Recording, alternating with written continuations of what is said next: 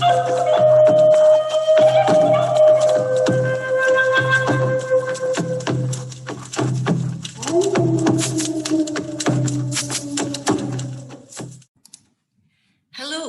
and welcome to the Irish Wolfhound Club of Ireland podcast, the living heartbeat of ancient Ireland. My name is Mary Potter, and today I'm joined by Martin Doyle and Nicola Leonard. My first guest today is a sculptor, and my second is a gifted crafter. But before we get going, I would like to wish you all a happy Beltane in the merry month of May. Beltane means bright fire. It's an Irish Celtic festival halfway between spring equinox and summer solstice. We celebrate with large fires on hills and landmarks across Ireland. It's when the days get warmer and longer, perhaps never more relevant than now. It's a time to look forward to gatherings outside, to old rituals and to honouring nature. It's a time of communication with nature, with the spirits and the fairy folk. It's a time to collect primroses and violets from our hedgerows. It's a time to welcome the May blossom from the revered hawthorn or fairy tree. We can cut a sprig from the fairy tree to decorate our homes, but be careful. Don't annoy the fairy folk. Martin, thanks for taking the time out to chat with us today. And first, can you please pronounce the name of your website? Are we good to go? Yeah. We are. The name of the website is cruhu.ie. And the cruhu has a dot over the T, which is an actual shavu in Irish. And it gives it that sound, cruhu. Most people will pronounce it crutu. That's what I did. But whatever way they pronounce it, once they get in on the webpage for crutu.ie, I'm happy. Okay, that's good. That's why I wanted you to pronounce it, Martin. And I understand it means create. And can I ask, Martin, what inspired you to create? Am I right in that? Yes, yeah, it's the old Irish for creation. Right. And I mean, Jenny, I've been creating since I don't know when. It's something that has come naturally, but at the same time, I thought everybody could do it. It's only later you find out when somebody says that to you, what has you created? It's just something that you do. And it could have been playing with margarine, butter, sandcastles as a kid, and then you move on from that. But one of the first sculpts I ever did was when I was in the Irish Defence Forces. And I was in the billet, I was kept in over a weekend. And I had a piece of turf and a small little Stanley knife that one of the guys had left behind over the weekend. And I carved, our officer had a prominent features, prominent chin, glasses, and of course the peak cap. So I sculpted into the bit of turf of the officer. And of course it was seen by one of the corporals, which he took it unbeknownst to me, gave it to the officer. And then the officer came to me and I thought I was going to be pulled over the coals for it, which I wasn't. He was delighted with the similarity to himself. So that's where I got started with that. And I noticed you said turf there. That was recycling before it became very trendy.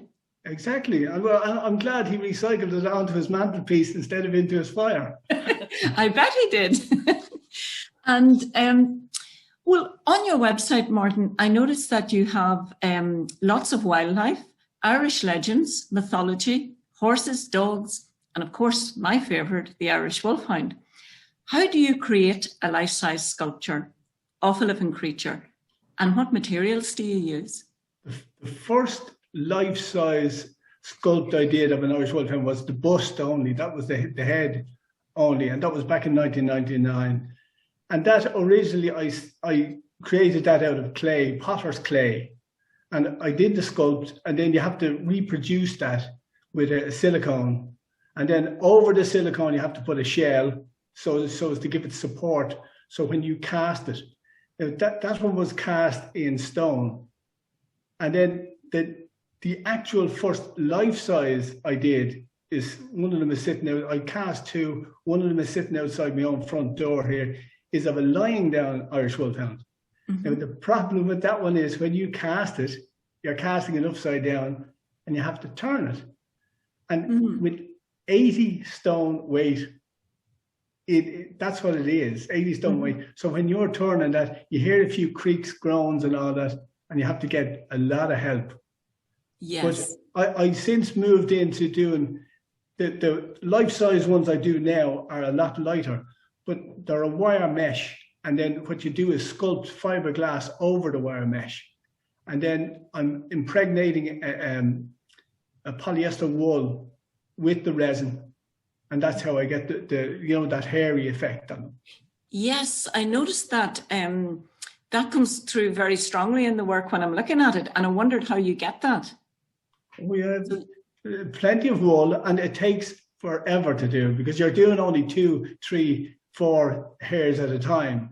And then you're putting them on. And then it's only when you get them all on, all around the different legs, etc., and then you coat that again with resin, and then you have to put on several more coats of resin.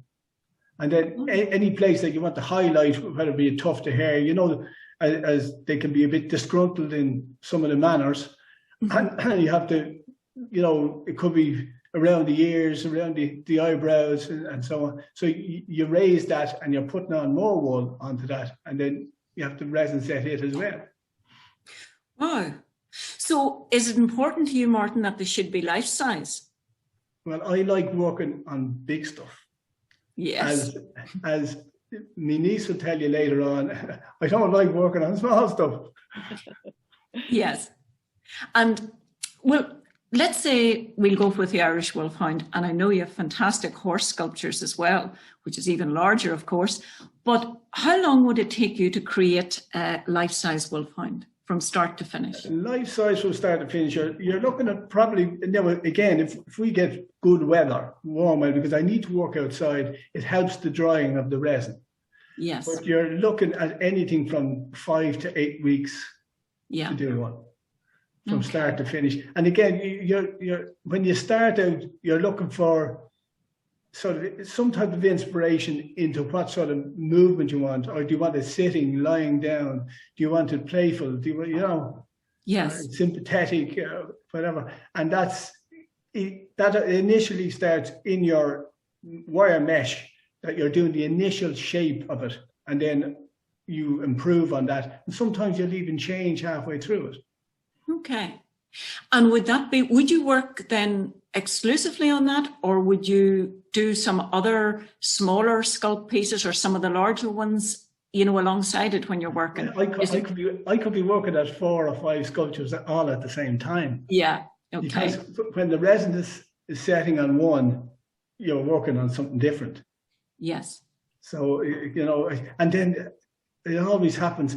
I could be, we say I started an Irish Wolfhound and I'm 2-3 weeks into it. And then I could be walking my pair of little dogs that I have, and I'll get something will come over my head and I'll think, oh, yeah, I'll have to do that. And I'd start it when I come back.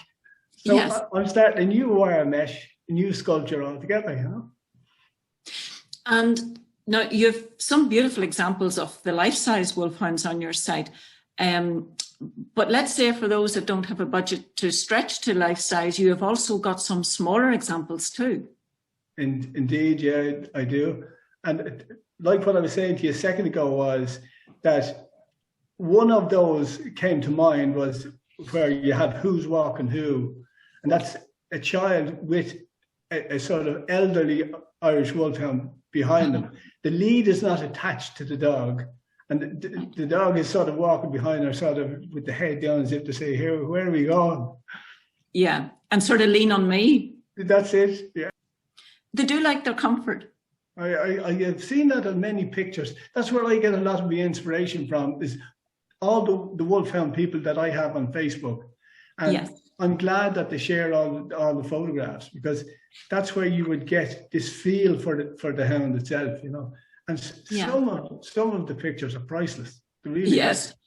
And all the different positions that they can lie in. And I know you have one that I absolutely love, and it's a Wolfhound rolling on his back. anybody who owns a wolfhound will know that's a typical pose for them. In fact, I saw our young girl doing it the other day. They love to roll on their back, and they actually can sleep that way with the 4 legs up in the air. I have seen some peculiar pictures, all right, yeah. And they're a bit of a contortionist as well, aren't they? Yes, they are. I know. They have some really peculiar positions that they look so uncomfortable, but obviously they're very comfortable in that pose. So they make interesting subjects, I bet, when it comes then to do the sculpture. Yeah, again, even in the I sketch as well. I haven't done any oil paintings of an Irish Wolfhound yet, but I intend to get round to it because I want to incorporate Irish mythology, and I want to do possibly one of, we say, the likes of Queen Maeve, and either a lying down one and a sitting down one. I'm not sure yet, but hopefully before the end of the year I'll get that done.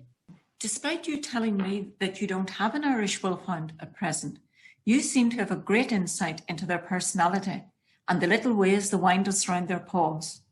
Seeking sympathy and on a roll are just 2 of your sculptures which come to mind.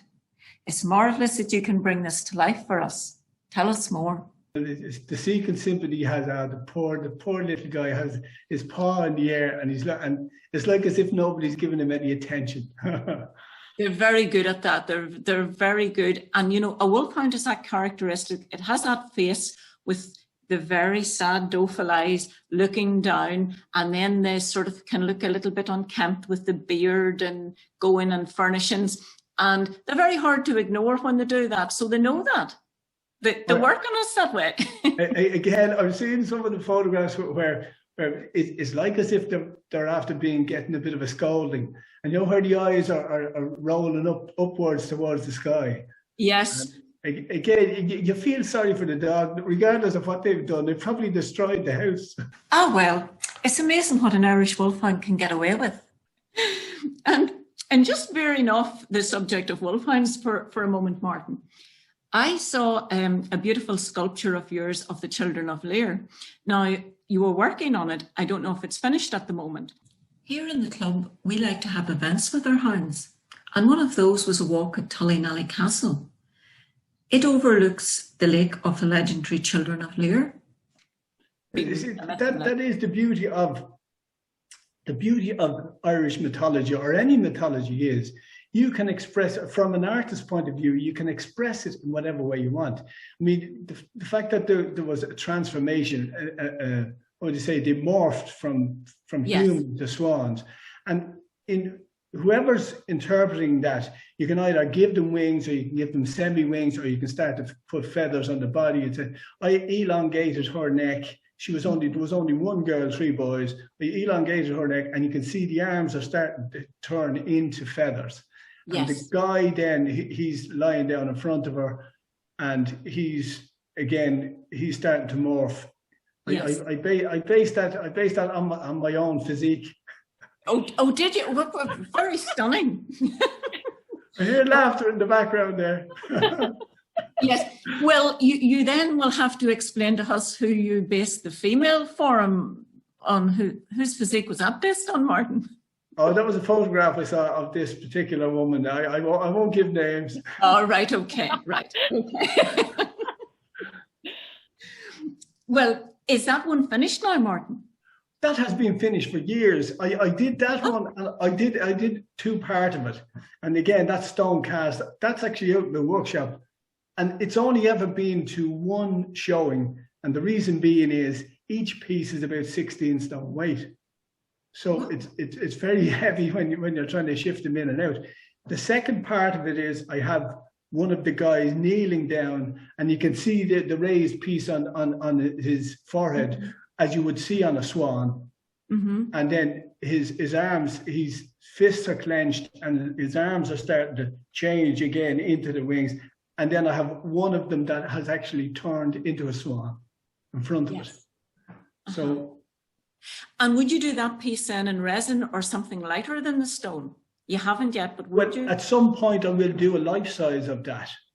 Right. But it'd be probably totally different than what I did on that one. I'll have to look for another model. Yes. And my physique is not what it used to be. Now, where you are at the moment, Martin, where your studio is at the moment, you're in County Leitrim. I am indeed, yeah. Yeah, but you haven't always been in Leitrim. I lived in Skerries. Yes. That's where I'm originally from. Yes. And then I moved to Meath for about 4 years. And then I decided to move further away. What do you find about Leitrim? Do you find that it's quieter where your studio is now? Do you find that it's quieter? Is it the landscape? Do you get inspiration from that as well? It's very rural. Where I'm living now is very rural. And it was like, believe it or not, where I grew up in Skerries, it was a rural town. You were talking about 20 miles outside Dublin City. So it was actually, you know, chickens in the street and cows coming down to be milked down the main roads and so on. So that's what I was used to. And then because it was a seaside town, people used to come into the town over the summer periods, caravan sites. We had a massive holiday camp down there. And then in '69, when everything kicked off, as you know yourself, it just went quiet. Yeah. But then people started to move in. They started building more homes and homes and homes. And the people that were moving in, again, they'd walk by in the street. They wouldn't even say hello to you. Okay. Which was unusual. And that's why I found when I came down here, it was like old Skerries. My second guest today is Nicola Leonard, who is more than a passing connection to Martin. She is his niece, so the creative gene runs through the family. Nicola, I first became aware of your work when I received some of your Irish Wolfhound Christmas decorations. They were a gift from my friend and fellow committee member, Kathy McKeown, who's a big fan of yours. Nicola, do you also share a love of Irish Wolfhounds? Well, like Martin, I don't own any wolfhounds, but I do. I love all types of dogs, horses, animals. I am an animal lover. I think, firstly, when I live in Rush, which is a seaside village, and I think my first time ever seeing an Irish wolfhound was when we used to go walk with my dad and my brothers and sisters and all. There was one part of the beach where there was, let's say, a family of wolfhounds, and we used to always walk up there, and my dad would say, you know, he'd show us the dogs and that, and we would be so scared because we'd be looking at the size of these, because my dad had a Jack Russell. So we'd be looking at the size of these wolfhounds going, oh my God, they are so scary looking, like, you know, don't go near them and all this kind of stuff. But then over time, you know, kind of looking at them, I think they became more of a wow, you know, like, and more of a, they're not scary. They're, you know, I think from going to school and then listening to the Irish mythology about them all, that they're hunters and they're protectors and things like that, but they're actually, from seeing them and being around some of them, they're very friendly and loyal hounds. So they're actually lovely. Yeah, they're big, gentle giants. So you also now share a love of Irish Wolfhounds, Nicola. I do. And how much has Martin's sculpture influenced your craft work? Well, I have been going up and down to Martin's for a long time, and it kind of fascinates me the way he works and his passion for his work, and how he, I suppose, can make something so big look real. And I think over time, because Martin only kind of focuses more on the big sculpts and things like that, that I was kind of thinking outside the box, and I asked, you know, would he be interested in maybe trying to do something smaller or something a bit more friendly, you know, that anybody could buy for anybody as a little small present or trinket or keepsake or whatever. So, of course, his imagination, he's great at what he does. He came up with a few ideas. I kind of gave him the ideas, and he came up with the material and the likes of the brooches and the paperweights and things like that. So he has helped me bring my little ideas alive, let's say. Yeah. So now when I'm up and down with him, he has now shown me how to cast them. So I have now been casting and painting and doing all that. So it's very therapeutic as well at times. What materials do you mostly work with? We use kind of recycled materials. So we use resin, shell, ash, turf, Martin would get all that in bulk, and then I would work off with the smaller pieces from that. We are hoping, the ideas that we're hoping to do now, hopefully maybe at the end of the year, or could be something to look forward to next year, is we're hoping to do like a sterling silver kind of necklace or a chain or a pendant. And also we want to do blackthorn canes with the Wolfhound head as like the handle feature. But it's just a process of sourcing out the blackthorn first and preparing all that. But hopefully we're hoping to do stuff like that for maybe the end of the year or beginning of next year. And also we have a couple of new ideas for Christmas decorations and that we're working on at the moment, but they probably come into effect or into live, let's say, on the Facebook on Hounds and More, hopefully July and August, because there was I was actually amazed last year at I didn't think it was going to get as big as it was, let's say. I was firstly, it was an idea last year because there was no shows, because everything was cancelled due to COVID. There was no craft fairs or anything like that. So I kind of thought, I had looked online and I thought, God, I'll give it a go and see what happens. But there's so much more interest out there than people realised for the Irish Wolfhound. So yeah, I was amazed at the feedbacks I was getting, and it's going great so far. Oh, well, they're absolutely gorgeous. And I suppose where Martin's is life size, yours is more pocket size. And, exactly. And what I found nice about it as well, it wasn't just kind of people just with the Irish Wolfhound that were buying them or purchasing them. There was actually kind of a younger people looking for them for their older generation that owned Wolfhounds. So it was something, let's say, a bit more financially, it was easier for them to get something small, yes, and easier, I suppose, to transport as well. So I think that kind of brought it out, and there was a lot of American and UK purchases. Yes. So I think America was huge, actually. And just to ask as well, Nicola, although we're all focused on Irish Wolfhounds here, you do other dogs as well? We have a few. There's Pomeranian, brooches, pugs, German Shepherd. We also have, I love horses, so we have a few horse heads and things like that as well. So you just have to keep looking at Hounds and More on Facebook and hope. Martin, if someone wanted to commission a sculpture from you, how do they do that? And where can they see your work?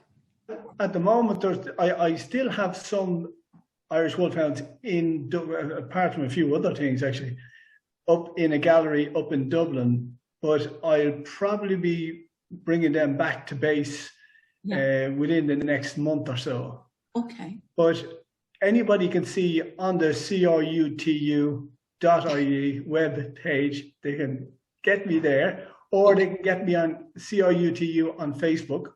Okay. Or if they look up sculptures by Martin Doyle, they'll see me there as well. Okay. So if somebody wanted a commission and they wanted you to do their hound in a different pose to maybe what you have, they would get in contact with you, they would have a chat with you, they may even at some point have to come and visit you. Would that be right? Or that's no problem. Yeah, once they're wearing a mask. Just tell me, where can we find your craft works? At the moment, it's on Facebook and it's Hounds and More. Thank you, that's brilliant. And we'll put this up for our members as well on Facebook, Nicola. But anyway, I want to say a huge thank you to my guests today, Martin and Nicola. It's been an absolute pleasure, and thank you so much for joining us on the podcast today. Well, thank you for having me. I enjoyed it. It's been a pleasure. Thank you, Mary. Thank you. The Fairies by William Allingham. Up the airy mountain, down the rushy glen, we daren't go hunting for fear of little men.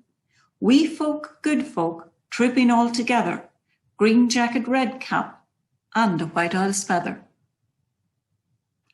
Thank you for listening, and until next time, stay safe, and remember, where the hound goes, the heart will follow.